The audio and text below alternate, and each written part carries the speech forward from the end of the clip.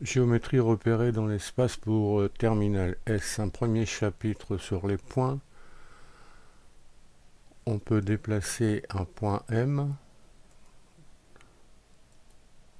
J'augmente ici son abscisse jusque 2 par exemple. On peut modifier l'ordonnée de ce point. Je vais par exemple ici jusque 3. Et enfin la cote, j'augmente par exemple ici jusque 1,8. Alors pour mieux voir dans l'espace, on est invité à utiliser les rotations.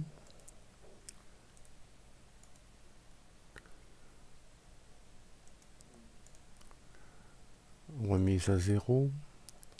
Autre rotation. On peut stopper. Remise à 0. Encore une autre rotation. Et on peut même utiliser plusieurs de ces rotations composées.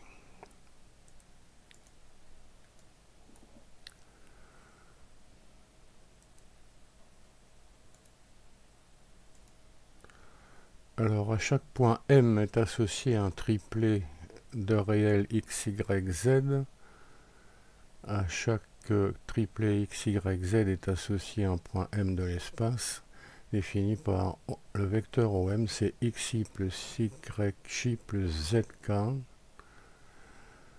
dans ce repère orthonormé OIJK. À propos de droite, on propose ici une droite AB. On peut modifier les points. Par exemple,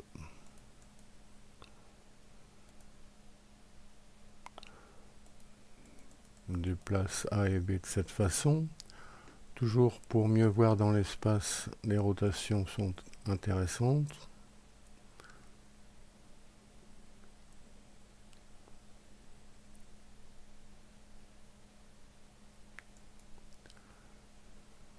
Alors les coordonnées d'un vecteur AB sont calculées de la façon qui est indiquée.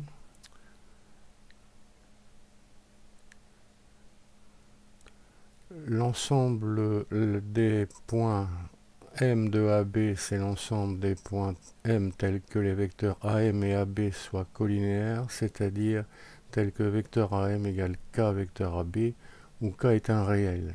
Il suffit de traduire cette égalité vectorielle en 3 équations. On obtient des équations paramétriques de la droite. Ici, x égale 1 plus 1k, y égale 6 moins 4k, et z égale 1 plus 4k.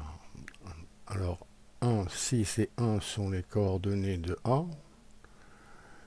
et 1, moins 4 et 4 sont les coordonnées du vecteur AB. Alors on obtient ces équations paramétriques sans retenir par cœur, il suffit de traduire comme ici. Alors lorsqu'on choisit un nombre k, on obtient un point de la droite. Par exemple, je vais prendre k égale 1,5. Je dois donc prendre 1 plus 1,5 pour x.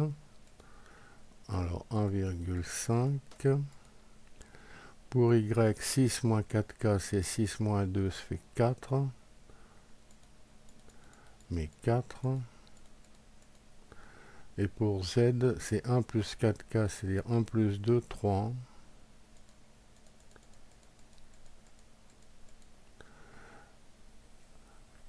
Alors en faisant tourner, on voit que pour k égale 0,5 comme ici, le point C est le milieu de AB.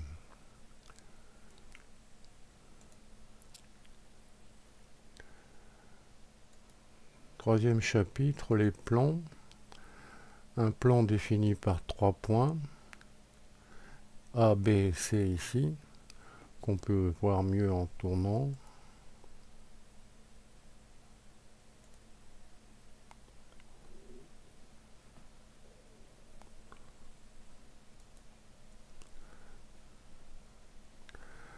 Alors, les points ABC sont-ils alignés? Ça revient à dire que les vecteurs AB et AC sont-ils collinéaires? Les coordonnées de vecteur AB et celles du vecteur AC sont données. On voit ici que ces vecteurs ne sont pas collinéaires. On peut expérimenter, par exemple, on peut rendre AC double du vecteur AB. Les coordonnées de AC, il suffit de prendre par exemple 2. Pour la deuxième coordonnée, moins 2 par 2, c'est moins 4. Et 3 par 2 pour la côte, ce qui fait 6. Bon, on voit dans ce cas que les points ABC sont alignés. On voit encore mieux en faisant tourner.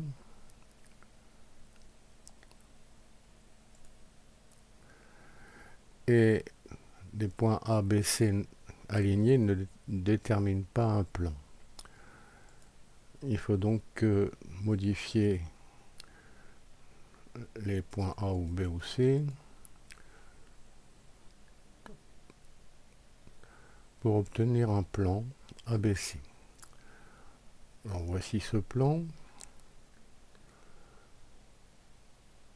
On dit que le plan ABC peut être considéré comme l'ensemble des points M de coordonnées x, y, z tels que vecteur AM égale t vecteur AB plus t' vecteur AC. T et t' étant des paramètres réels. On traduit cette égalité vectorielle. On obtient un système d'équations paramétriques de ce plan. Encore une fois, inutile de retenir, il suffit de faire de calculs simples comme ceux qui sont présentés ici. Alors on peut modifier les paramètres t et t'. On voit par exemple que le point M est sur AB ici. En modifiant t', on obtient par exemple ce point du plan. Il est toujours conseillé de faire tourner pour mieux voir. Alors si on stoppe l'animation quand les points ABC sont alignés sur l'écran, c'est-à-dire quand le plan ABC est perpendiculaire à celui de l'écran, on vérifie approximativement bien sûr que le point M est bien dans ce plan. Page suivante. On demande de placer le point B pour que le produit scalaire ON par AB soit 0. Alors, il faut peut-être donner un petit peu.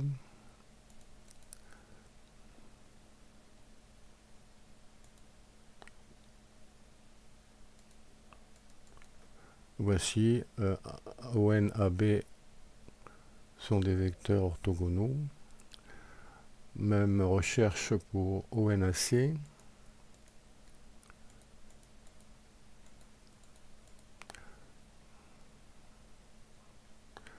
Alors, le produit scalaire est moins 8 ici.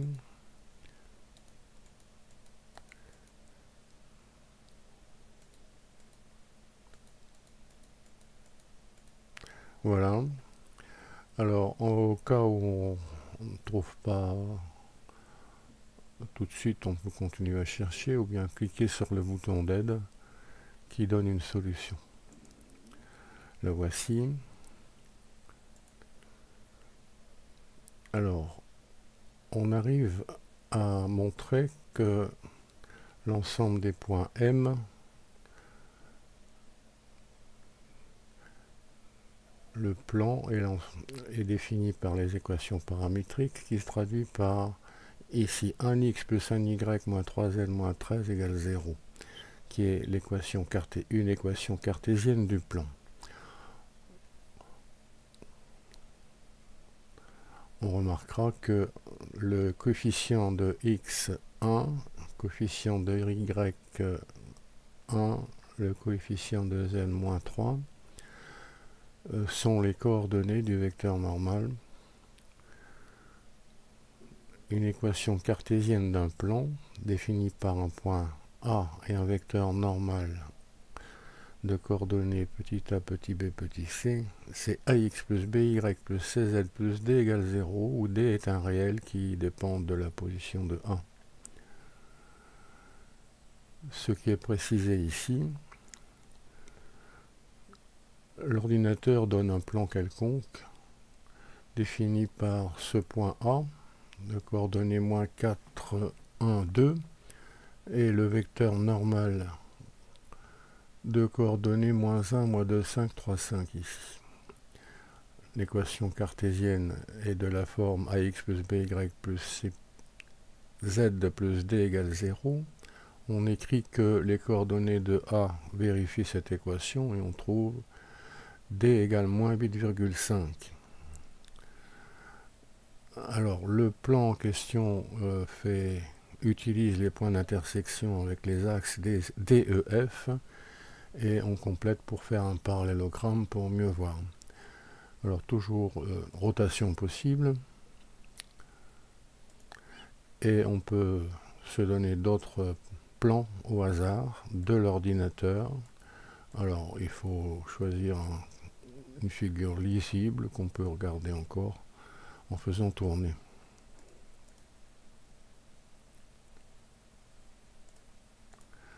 Page suivante. Un cas particulier où le C de l'équation cartésienne est nul. On voit dans ce cas que le plan est parallèle à OZ. On voit encore mieux en faisant tourner.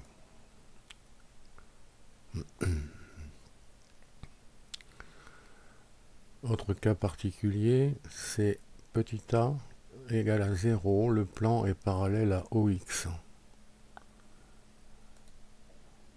Encore dans ce cas où petit b égale 0, le plan est parallèle à OY.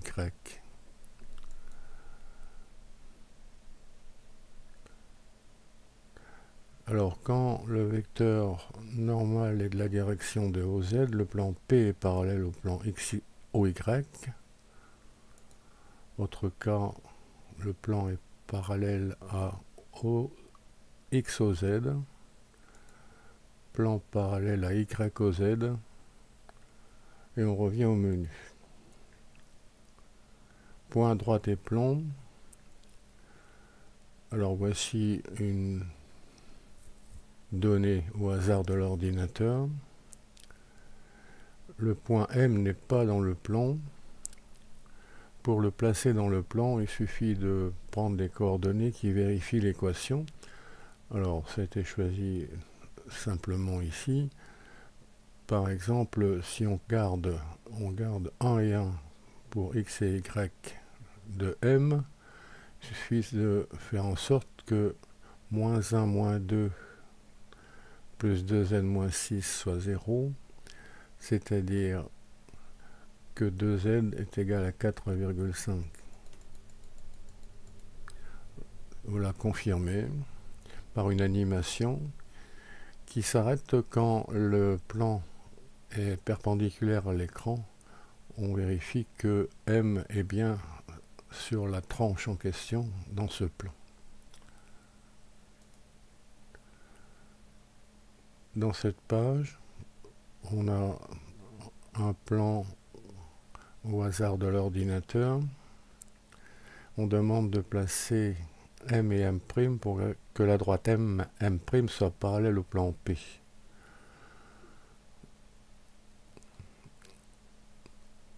Alors on déplace, voici par exemple une position qui convient. Le produit scalaire n par M', c'est bien 0. On peut revoir l'animation. Et on peut donner d'autres plans au hasard de l'ordinateur. On va faire la même étude avec d'autres plans autant qu'on veut. Enfin, droite et plan séquent. Voici un exemple. Les équations de la droite MM', équations paramétriques, sont données.